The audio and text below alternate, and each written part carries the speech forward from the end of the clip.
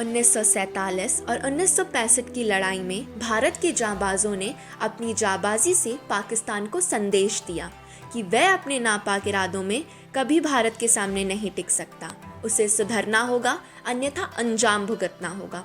इसके बावजूद पाकिस्तान ने 1971 में एक बार फिर से युद्ध की पहल की, जिसके परिणाम स्वरूप पाकिस्तान को बड़ी हार का सामना करना पड़ा और पूर्वी पाकिस्तान ने आज़ाद होकर बांग्लादेश का रूप ले लिया। 1970 के दौरान पाकिस्तान में चुनाव हुए, जिसमें पूर्वी पाकिस्तान अवामी लीग ने बड़ी संख्या से सीटें जीती और सरकार बनाने का दावा ठोक डाला।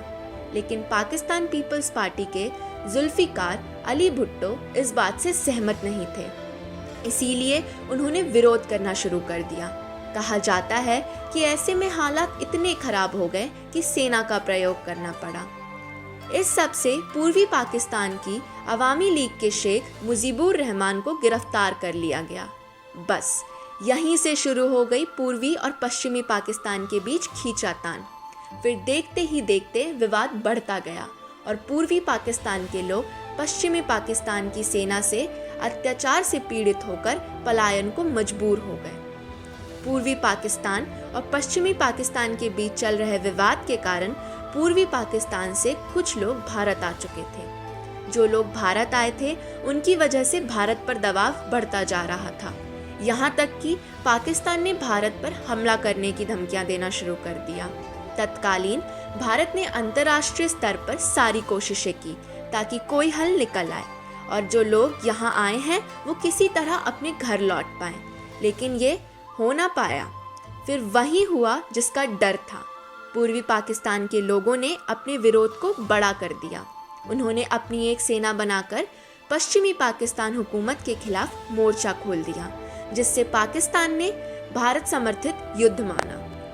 उनका मानना था कि भारत की शाह पर उनका विरोध हो रहा है, इसीलिए अपनी खुन्नस निकालने के लिए पाकिस्तान ने 3 दिसंबर 1971 को भारत पर हमला कर दिया।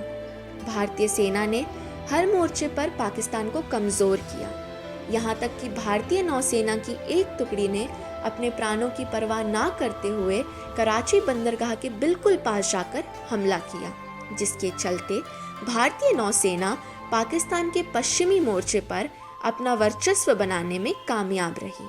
इतिहास में पहली बार किसी नौसेना ने दुश्मन की नौसेना को 1 सप्ताह के अंदर पूरी तरह से पराजित कर दिया।